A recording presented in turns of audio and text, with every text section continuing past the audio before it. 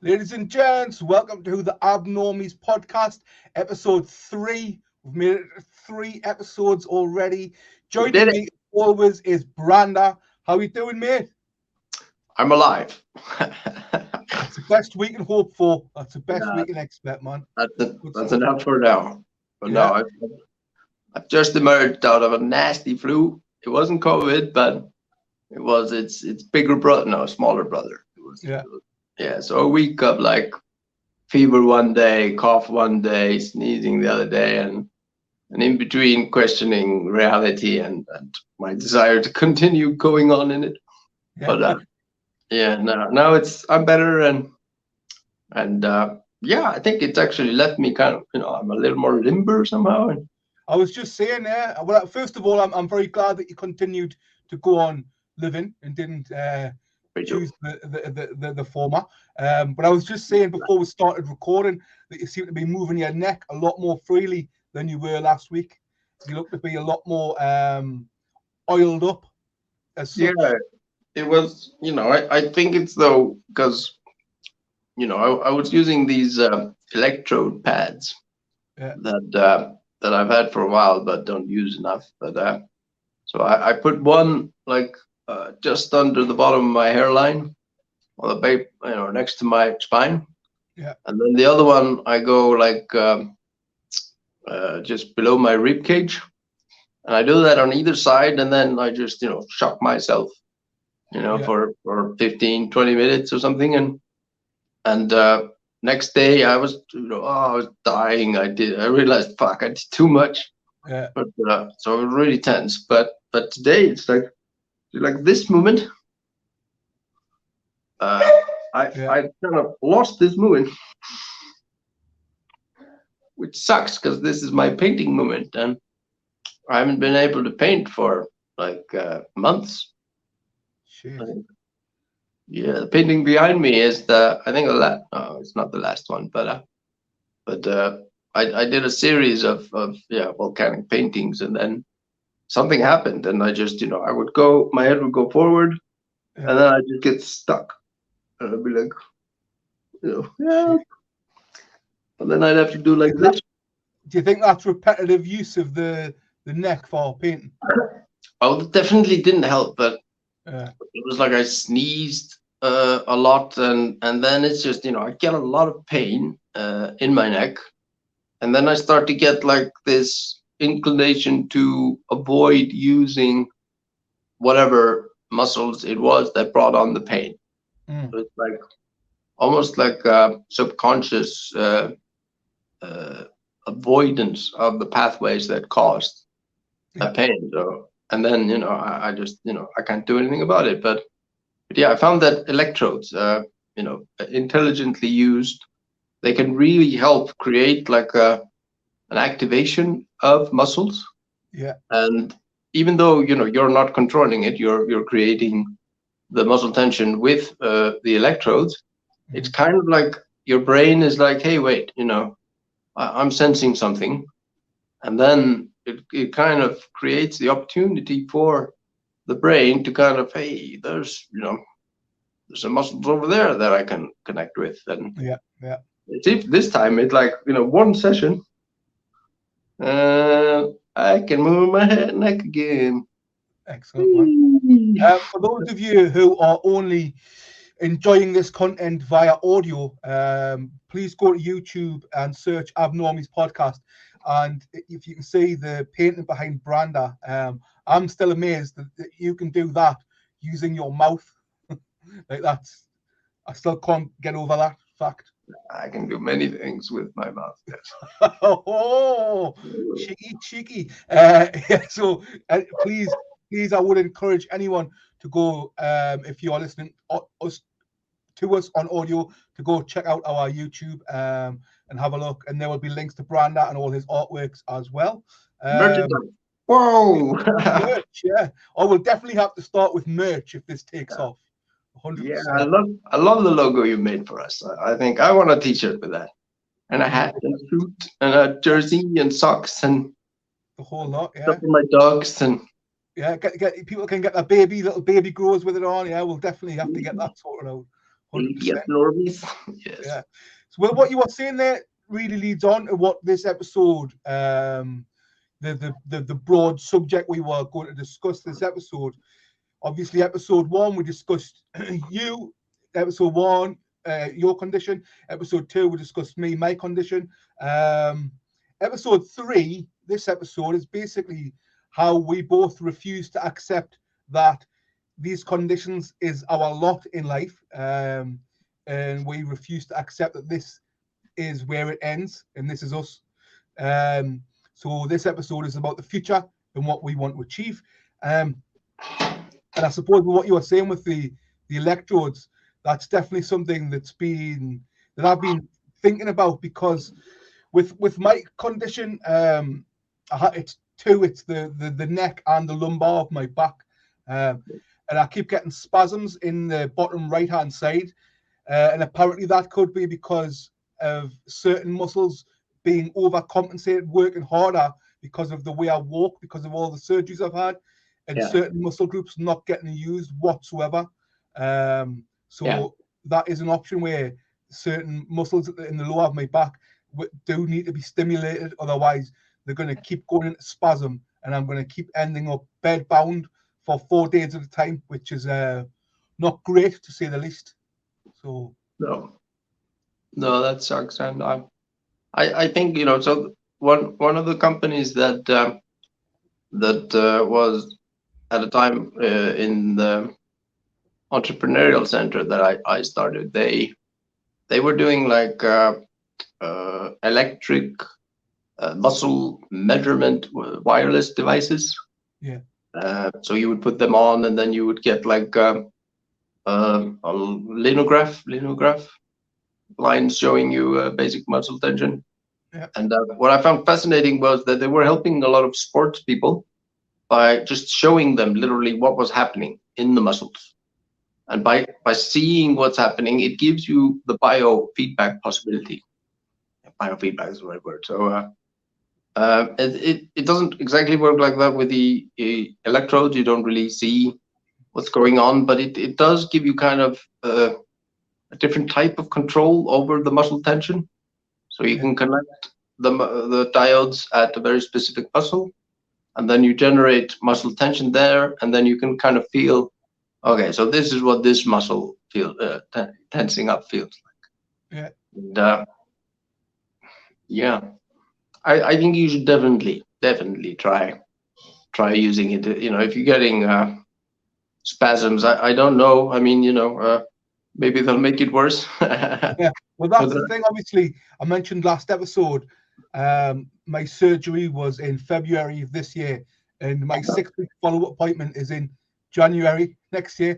So I'm going to have to wait until I think January to see the physio and to see what they recommend. Yeah.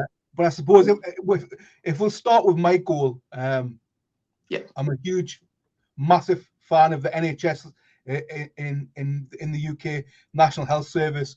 I completely believe free healthcare for all should be a must in any country. Do you know what I mean? Free if you're paying taxes to a country, free healthcare should be the top priority, as opposed to funding war machines and missiles to blow up other people that you don't like. You know what I mean? To break it down to that kind of, you know what I mean, played out thing. I think that should be, do you know what I mean, mandatory, really. Yeah. But I'm aware that there's a lot of specialist conditions that aren't as common, that maybe will require, do you know what I mean, further more specialist care where you'll have to then pay for it yourself.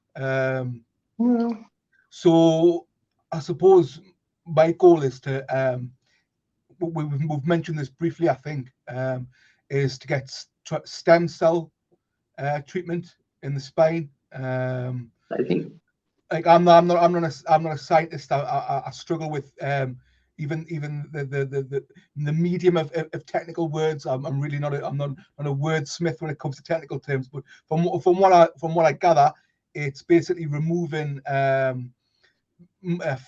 from an area like your buttocks, which I've got plenty of, enough to give stem cells to a lot of folk. And then the stem cells are extracted from that and injected into your spine. And apparently that is the new pioneering treatment that has been shown to in early tests to be really rather successful. I don't know if you read into that much. I suppose you must have. You're coming from your background. You'll know a lot more about this than me, no doubt. Yes, well, I've read about it a bit, but I mean, when I was studying it, it was an emerging field as it is still. I mean, it's been shown to have a lot of really, huge potential applications. But I mean, you had it right. You take stem cells from certain areas of your body, and stem cells are like unspecialized cells that can develop into everything. So, like when we are fetuses, all our cells are stem cells that are developing based on their location and neighboring cells. But then some cells become bone cells, some cells become nerve cells. So it is still a bit crude the way that we do it. We we spray them into an area, and then we just kind of trust them to become whatever. Hope for the best. Hope for the best, yeah. Which because I know two people that have gone to India for like unlicensed stem cell treatments, and both of them reported like, sure, it helped. It kind of, yes, but it wasn't like a miraculous recovery. Yeah. But that is where we are heading. I mean, it's a question of like the thing that what's Elon Musk's company called that they're making like neuron connections. Anyway, eventually you're gonna have a way to create neuroscaffolding. So something that just goes into your spine without damaging it, and that's of course a tricky thing. And then you're gonna inject stem cells that are gonna, be built around whatever construct that you have put into that. So that's when we're definitely gonna start seeing a lot of really cool stuff. But right now, and whatever you do, you're always gonna need to kind of train the connection, train the brain, and create that link between whatever area you're lacking and your brain. So that's why the electrodes help, because they create muscle tension outside in your muscle, and then your brain gets this opportunity to connect with it. Yeah, because I read that that it's best to is it either is it after birth or is it a fetus that it's best to get stem cells, because that's when it starts to get into the territory of conspiracy theories about the elite eating babies and things, and that's where it becomes a bit hazy. And there is the ethics then. Do you know what I mean? There is scientific evidence that shows if you take the blood of children and you put it into the body of an adult, or elderly person, it actually does have, medically measurable rejuvenative effects. Like for transfusions. Blood transfusions. From younger people and older people. From young, healthy people, yeah.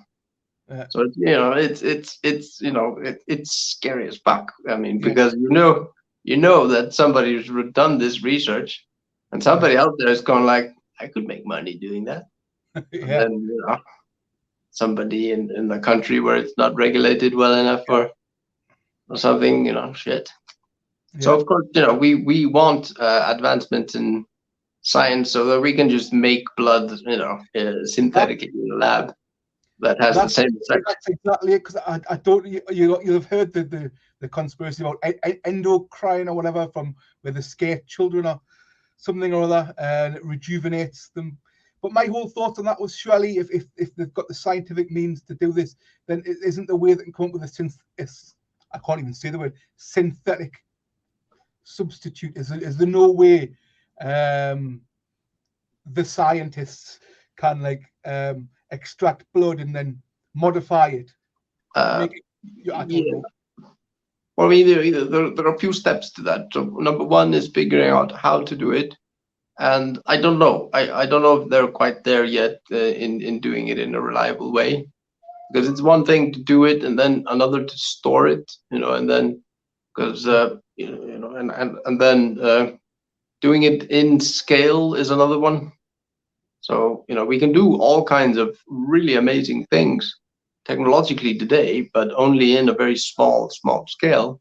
Yeah. So in order to do it in a way that really has a huge social impact or health impact, we need to know how to scale up that kind of production.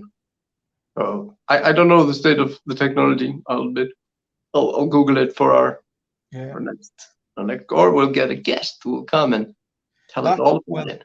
I was going to move on to that because when I first was given the news that I've mentioned before, it was not long before my operation earlier this year. I was given the news that the effects, the spasms, the MS style symptoms I have were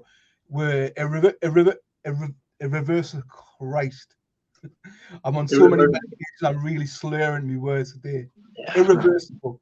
So then I started going, no, I need to Google this. I need to find out more about it. And obviously, straight to YouTube. That's where I tend to find the information. And there's I don't know if it's a doctor or if there's a higher term than doctor. I don't know. But he works at the Mayo Clinic in America. And I've been there. Yeah, there's videos of some of the people who had exactly the condition I've got, cervical myelopathy, who were much more severely affected. Their condition had went on much longer before having the operation. And there was a guy whose spasms were uncontrollable, really bad. And then it shows after stem cell treatment, the reversal of those symptoms. So that I then looked in pie in the sky. I looked at. I thought, right, well, how much is this going to cost me? And the figure was more than I've ever had in my life. Do you know what I mean? I mean, it wasn't by other people. There's a lot of money, but it was around £20,000. That was to get there to get the treatment. And to me, that at that time, that was just unachievable money. So we're starting. What's that, man? So we're starting a collection. No. People have said that. No, I don't. I prefer doing charity work for other people. I'll earn that money myself. But what I was going to say is now there is a surgery just opened in London. I haven't done any research into them as of yet, but it would be great to maybe get someone from that surgery or the guy from America on the show, and that's where I would start going, can you just do it for free, please? And I'd offer to be like a guinea pig and do like leave a 5-star review on TripAdvisor, and I'd give them all the I'd do my little painting. And, yeah. So that's what I would like to do in the future with the podcast, is to get somebody on who specializes in that and then blag them to do the surgery for free. Yeah, we'll blackmail them.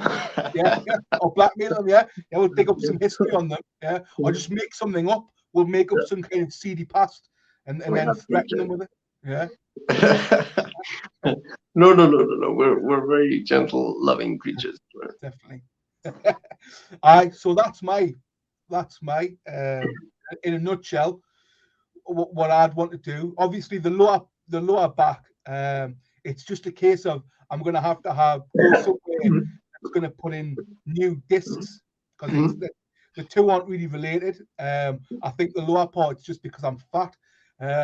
So the discs have just eroded away over years of being fat and being affected by fatness. So I'll just get like some exoskeleton put in there. I imagine that'll be simple enough to do. It's just the spinal cord damage, and I've looked at the MRI, and it's literally a minute white patch. It shows up as white on the MRI that's affected on the spinal cord, and that one little patch of damage is causing all these different ailments, loss of control, just out of control spasms, balance issues, fatigue, just because of one little area. We've got to compare our spots. I also just had like one little spot on the base of my brainstem. Yeah. And that's it. That's what kind of did all my shit as well. So let's definitely match up. Yeah, see how we compare. It's crazy though that such a small area affects so many other facets of the neurological. Well, it's in that brainstem area is it's the area that switches from the left to the right, and from the right to the left, down into the body. So if you get a spot in the junction area, then it's going to affect both sides of your body, and it's also the control area for breathing, for urinary control. Yeah. So like I got lucky that I did feel it like when I was at my lowest point. I did feel like my control over my bladder was starting to kind of fade. So I spent a lot of time like I'm gonna hold it for. So is that like where you where you tense your sphincter muscle, or you do your squeeze and then release to, is it your pelvic floor? Is that what it's called to help control the bladder? Yeah, it's kind of it, but it was I mean, yeah. But I would just try to hold my pee in as long as I could.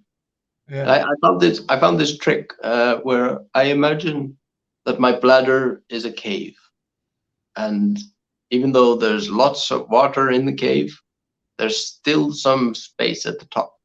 Yeah. I would just basically sit and think this over and over, and it would kind of reduce the urgency of my need to pee. And at the time, I was also getting a lot of intravenous injections.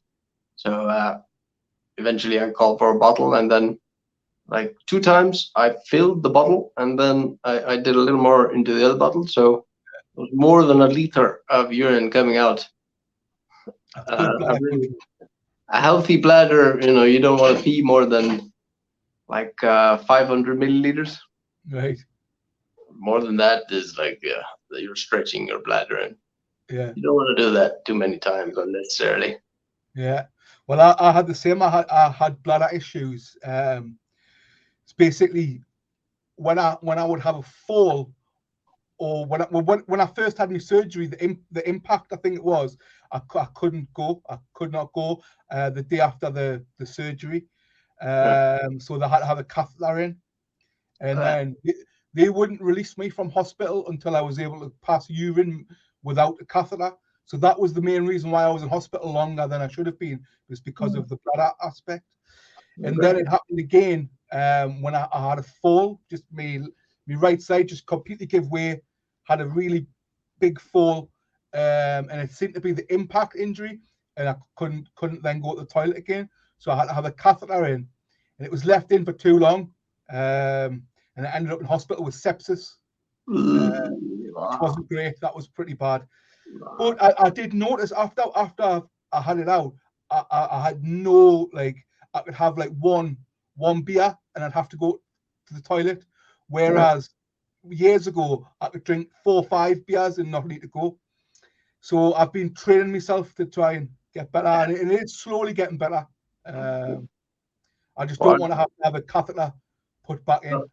Somebody told me what early on in my beer drinking days that like from the moment that you start drinking until your first pee, if you can hold it as long as you can before your first pee, then every consecutive pee after that will be also longer. Right. But if you go right away after like half a beer or something, then you're going to be spending the entire evening just pissing all night. And I don't know if that's true, but for some reason I think it is. And today I have what I like to call a diplomat's bladder. I can hold it in and give entire speeches and I'll experiment next time I have a beer. Yeah, which will probably be later. So What are So what else your? are you gonna do? You told me you're gonna do stem cells. That's pretty much the Yeah, main goal, so that I well, can get, so that I that, can that that's be gonna active help. again and lose Yeah, weight. but that's gonna not gonna make you skinnier and healthier. No, because I haven't got a thyroid. It's I take tablets, medication every day for my thyroid, so it's Mom doesn't have impossible. a thyroid, so Yeah, I the know that. weight being a big issue since having the thyroid removed. I was telling you as well off camera that it was a decision I had to make. Well, a decision I told myself I had to make. It was either cut out the meat and the fat and go vegan and drink beer, or not have any more beer and eat what I wanted. And I chose the beer, so I've been vegan for about two and a half years. So that's kind of maintaining this.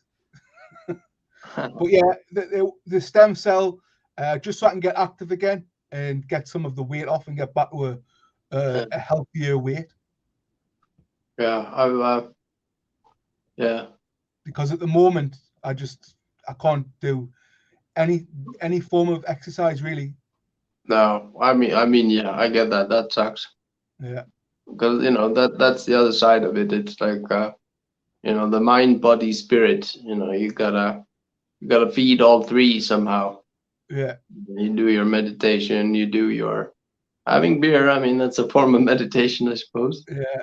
And I realize I'm gonna have to cut back on the alcohol, but at the moment I do use it as a crutch to Yeah, self-medicate, I suppose. If I find myself feeling depressed, a few beers normally makes me feel better. But then the next day, I feel even worse. So I have yeah, another few beers, and it's yeah. not a I great mean, cycle, and it's not very healthy. And I'm fully aware of that. But it's just the choices that I'm making, bad choices. I used weed. Same Yeah, same kind. Your today sucks. I deserve a smoke.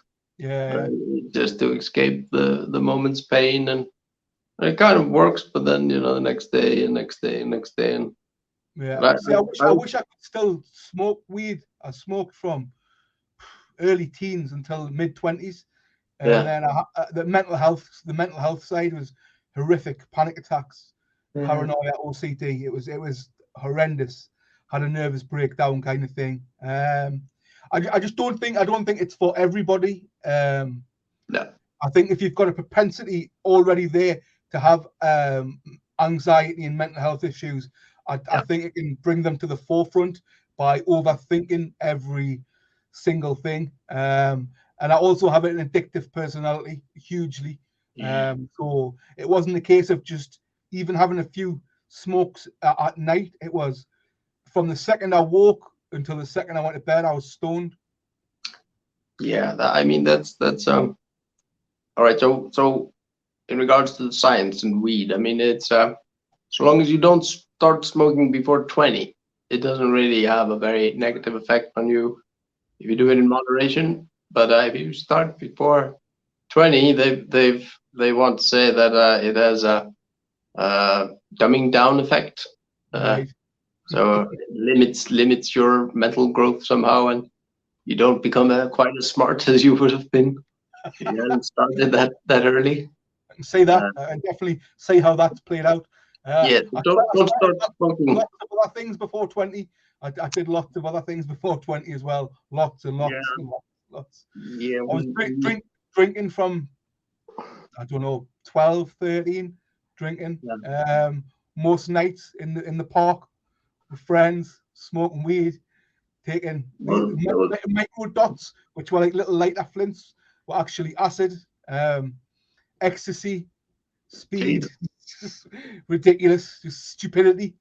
I'm really glad I didn't meet you at that age. I would have probably jumped right in, and we would have had a Yeah, blast. yeah. Here in But, Iceland, we didn't have all that stuff. We just had alcohol, and I mean, I didn't really get stoned until I was 19.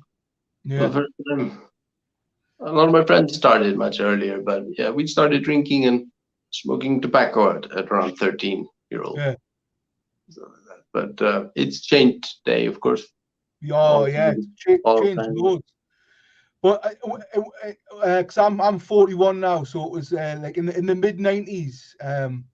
I don't think I knew many people my age who didn't drink and smoke. Yeah. I think pretty much everyone did.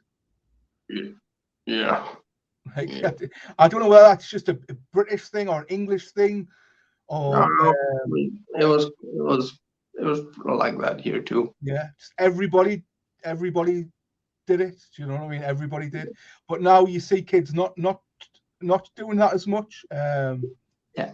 I've noticed lots of younger kids don't certainly smoking. I rarely see young kids smoking, like 13, 14-year-olds. You occasionally see them vaping, like what I do, which is weird. But vaping, it's like see kids walking across the street, sucking on these things like they're oxygen.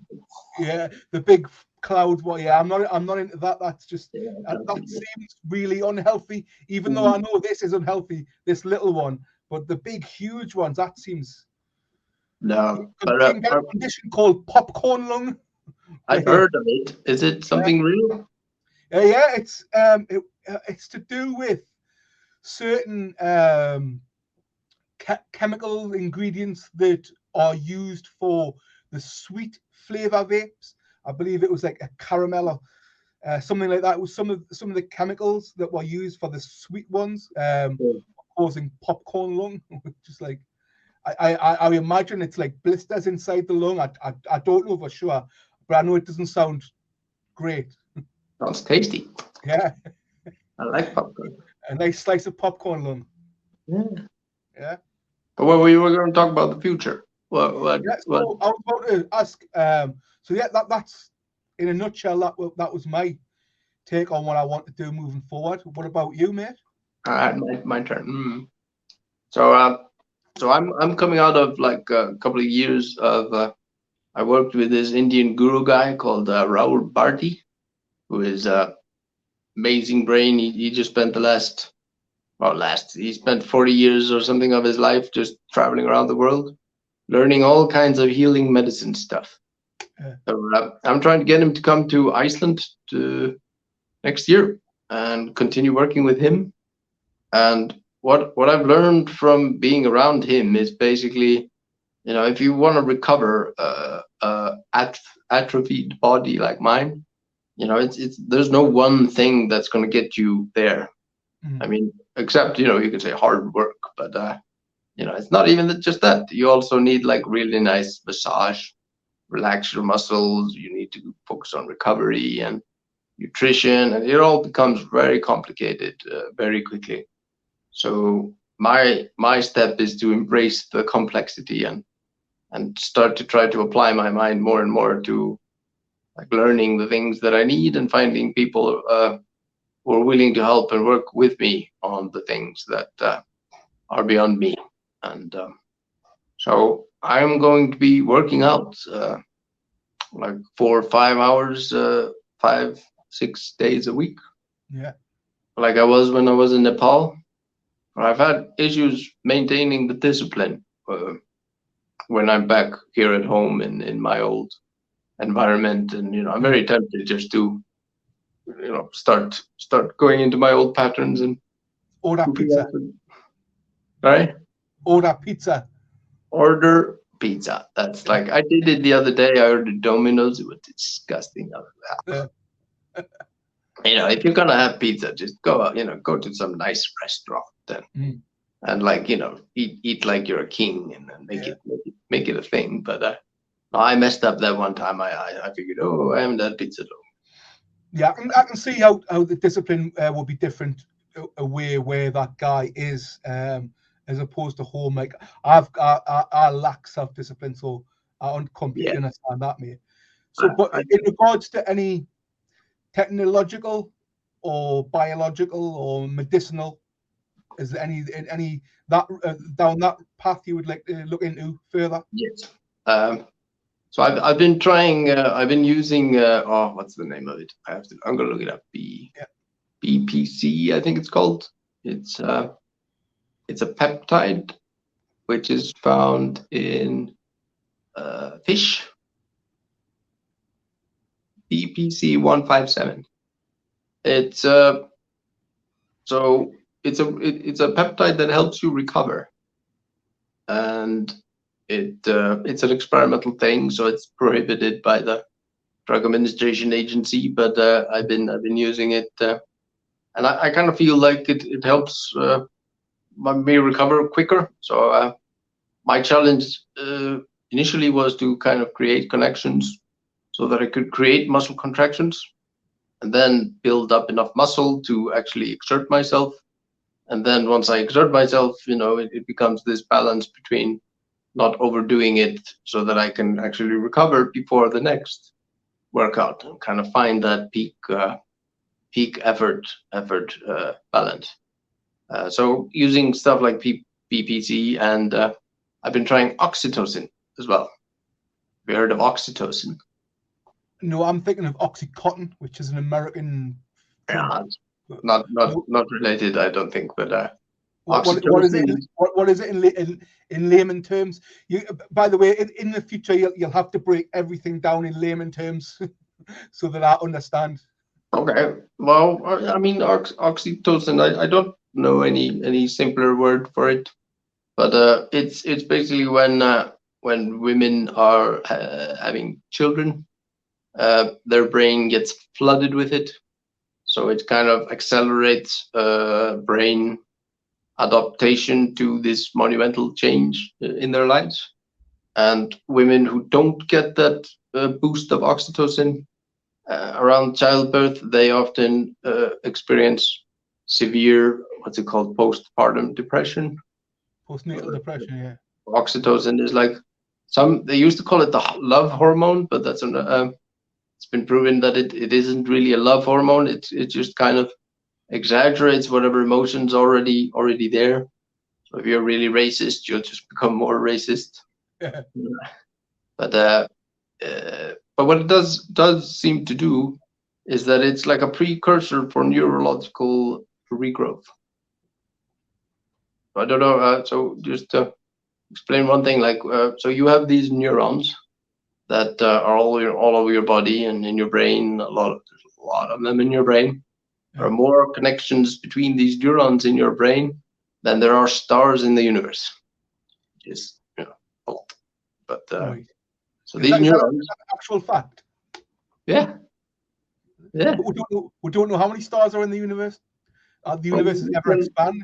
We can kind of estimate. I mean, you can based on like the visible universe, you can kind of calculate how many stars should be in the universe. And I don't know how the calculations, but I've heard this in many respected books and stuff. Yeah.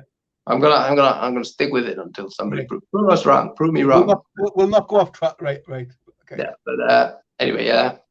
So okay. The point I wanted to make is that you have this thing which is a neuron, and it has two ends. What is it? Axon and dendrite, I think. But either way, you have these in and out lines coming out of the center of the neuron.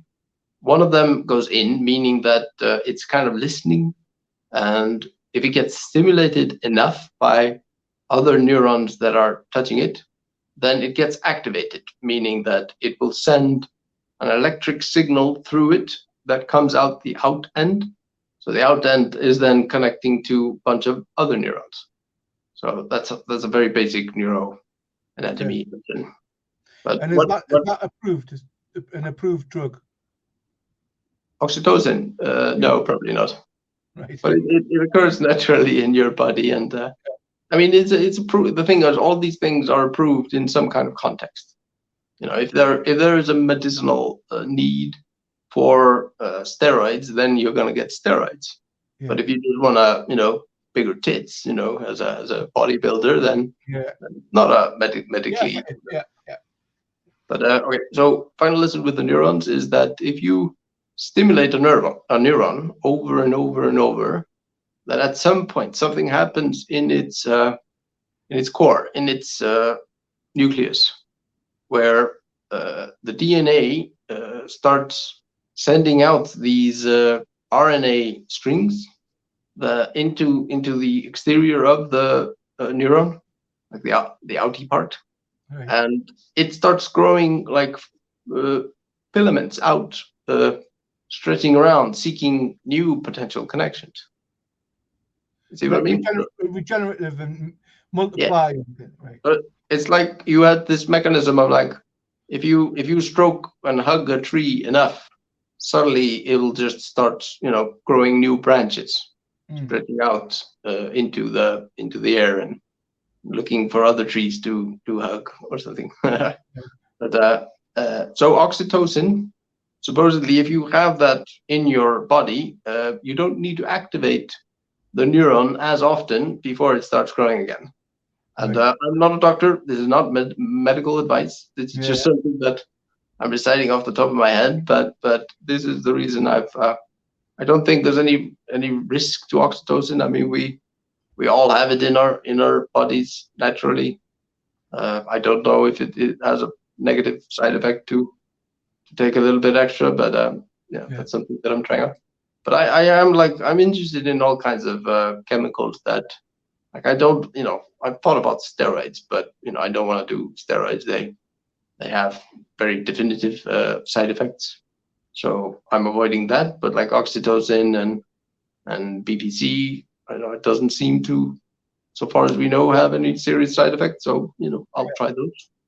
But then technology, that's a long list of all kinds of machines and gadgets and stuff that I'm very interested in playing around with. And like in regards to the spinal damage, because your spinal damage was never definitively given a cause, was it? Like a definitive reason?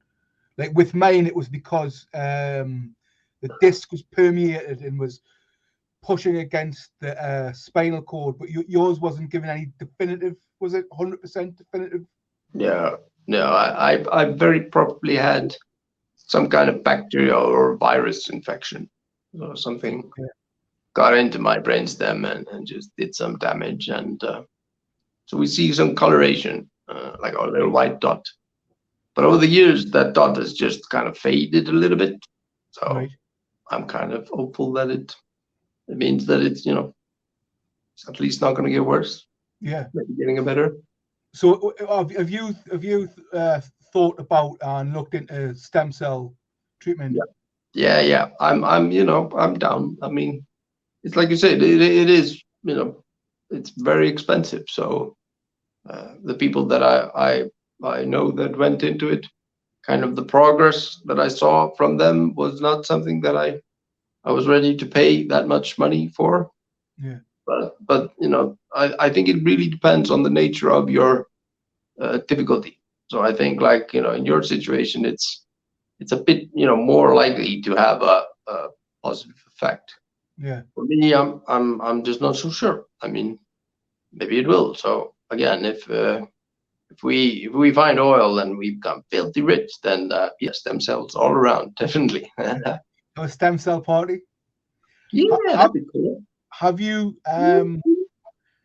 tried any what's the word, like natural remedies, or like not remedies but natural supplements that you take? I can't remember them. I'm terrible with names.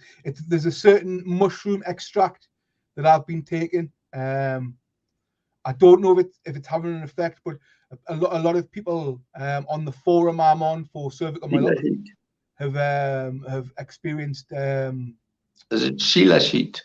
No. Okay. I can't even remember. I've got it somewhere. It's not turkey tail. Anyway, it's a certain kind of mushroom extract that helps with spasticity.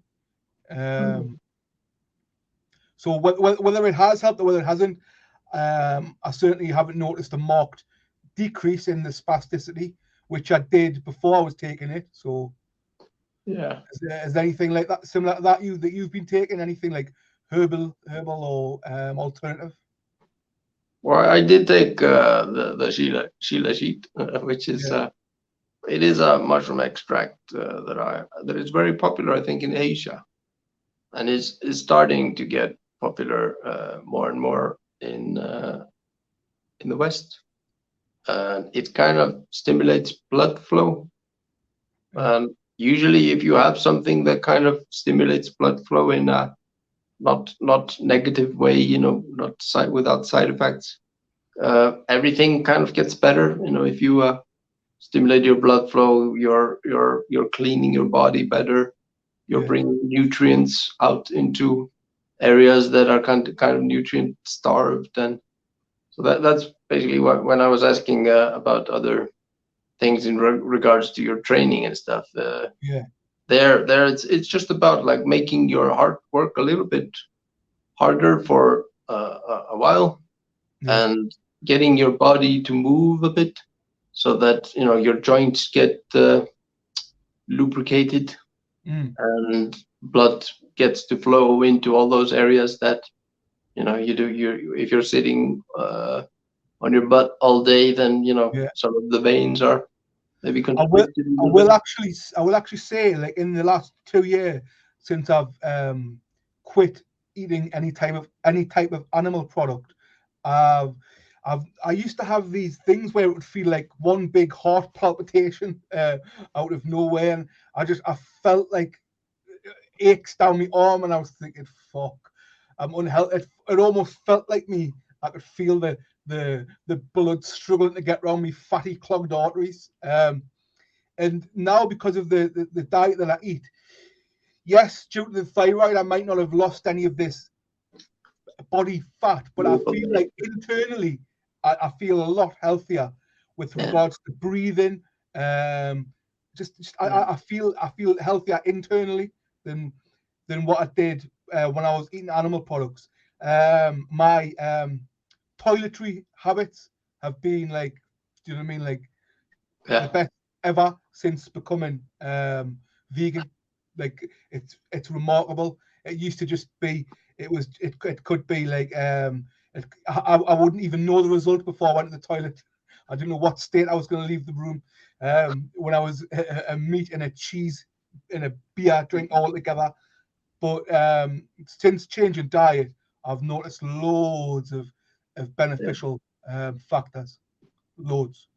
I haven't gone vegan, but I took out like 99.999 cent of sugar out of my diet, Yeah, so I don't eat candy like I used to, and not as many desserts and stuff like that. yeah, My skin, first of all, just so much better. I always yeah, used to have these huge red spots on my face, and I still eat meat, but I try to avoid processed meats. yeah, I don't, I'll have a hot dog every now and then. That's like the Icelandic national dish in a way. But other than that, I don't eat the shit that I used to eat a lot. I don't eat pizza. yeah, Really, I'll have one every 3 months or something like that. So I took yeah. bread also, dairy mostly, and yeah, and my toilet habits have also become much more Predictable. predictable. Yeah, Yeah, and mostly pleasant, yeah, and not as odorous as well. yeah, I yeah, noticed. yeah. That's the thing it's the festive period, so I'm not going to deny myself breads of any kind and pastry because that's Christmas to me. So but after this Christmas period, I plan to severely cut back on bread, Yeah, like and refined sugars completely. yeah. I noticed when I eat gluten, it's I can feel a lot more swelling in my body, and like when I'm training, it puts me so I become so sensitive or tuned to the state of my body, because if I eat bread or if I drink too much alcohol, I feel cramps Yeah, after workouts. If I'm eating healthy, so I'm eating clean meat, and luckily we live in Iceland where we have access to very good raw materials for meat and fish. And if I'm eating that, then I don't really get cramps. Yeah. You know, I can work out, I recover much quicker, I sleep better. You know, my concentration is better. Also, I notice, you know, if I'm drinking sodas and eating a lot of bread, I just feel a bit off somehow. I just love sandwiches. Yeah. Oh, don't say that. I miss sandwiches. I miss the American sandwiches that I would get. Like Americans really they toast them in oil on both sides. Yeah, that's that thing that it's going to be so hard. It's the whole food plant-based diet that I want to go on, where it's no refined oils, no refined sugars, no dressings. Everything has to be completely natural. That's what I want to try after this Christmas period. I want to give that a go. I found for me it was like in the beginning I was addicted to pizza and Coke. So the idea of like living without it was like, oh my God. So I would have like treat days. I would have once a week. I was allowed, you know, to pick out on whatever I wanted. And, you know, I would wait for that day, and then when it came, I would, you know, indulge a lot. And then the next day I would feel so very clearly, yeah, how it affected me. And I would tell myself, oh, totally worth it. But then after 2-3 months or something, you know, it was time for treat day. And I was just like, you know, not today. I'm gonna next treat day. I'll pick out, but it just became easier and easier. So instead of like completely, you know, going cold turkey and refusing everything, you know, just trapping myself down kind of made it much more manageable. Yeah. It's for me. It's bread and potatoes. Just the two favorite things. Obviously, the potatoes are cooked in fat and fried, and ideally in between bread, covered in ketchup, and that's heaven to me. But yeah, that I need to. When you come to Iceland, I have a nice place. We'll go and we'll pick out on. Well, that's we'll quickly move on to goals for the podcast. I'll say mine that I would love to get some guests on, a couple of big names, just that might never happen. I would love to have Russell Brand, and I would love to have Wim Hof. They are two that I would like to get on. More importantly, I would like to get people who are pioneers in technology and health, that can give us advice and come on and educate us more, especially me, because I'm very uneducated in these terms. It takes me a lot to soak up that information.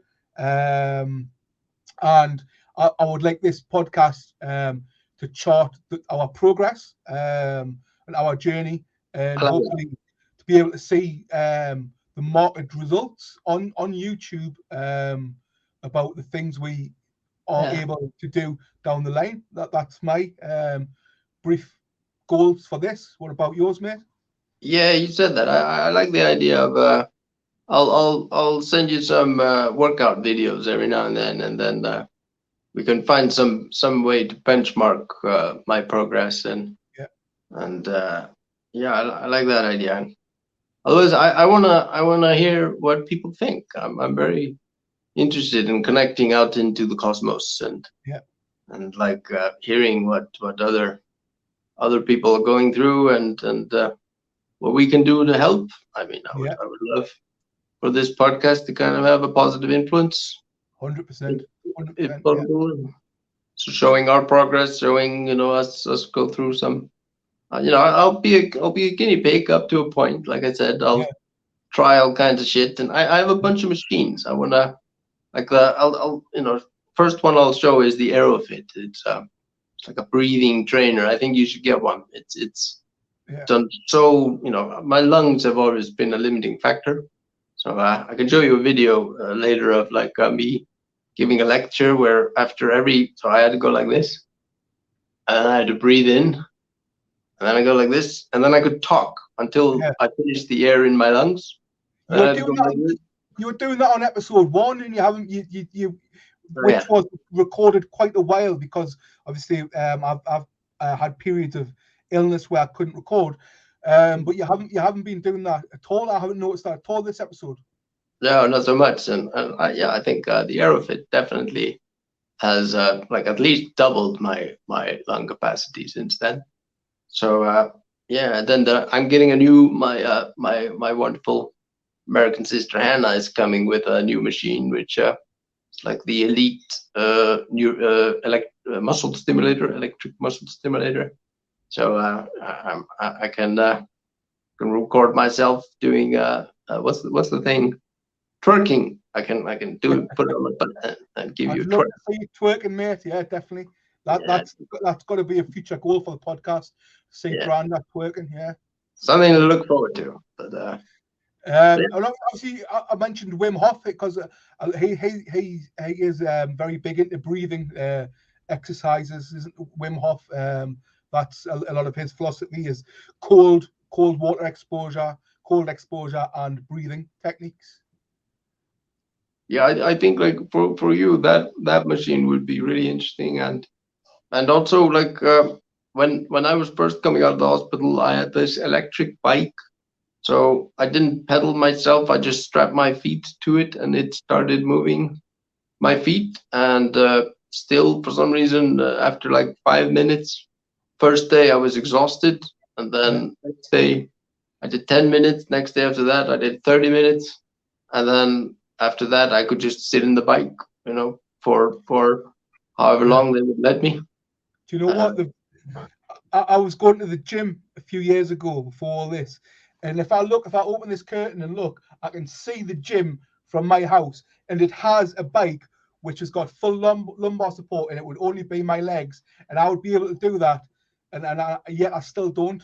So I think a lot of this, I need to change mentally my approach to realizing that maybe stem cell therapy isn't just going to be a quick fix. That I'm going to have to do a lot of work as well, and try and not be as a fat lazy pig and do more. I think that's a hard truth that I definitely want to throw in your face. It's like, stem cells is awesome, and I think you should definitely allow that to give you positivity as something that's going to happen in the future and make your life better and all of that. But it's not an excuse not to do something today. Yeah. And anybody who's listening or watching on YouTube, please feel free to tell me in the comments if you've noticed me putting on weight week on week. Say, look, you're becoming a big fat pig again. You need to cut this shit out. I'm neither me or Brandur or sensitive types. We can take any constructive criticism. Obviously, if you're just being mean. If it's funny, if it's hilarious and you're being mean, fair enough. But if you're just a troll saying stuff, then you'll just get blocked. But we're very thick-skinned. We can take any kind of open suggestions and criticism. So please don't feel you have to go, oh, you're so brave. We don't want to hear any of that shit.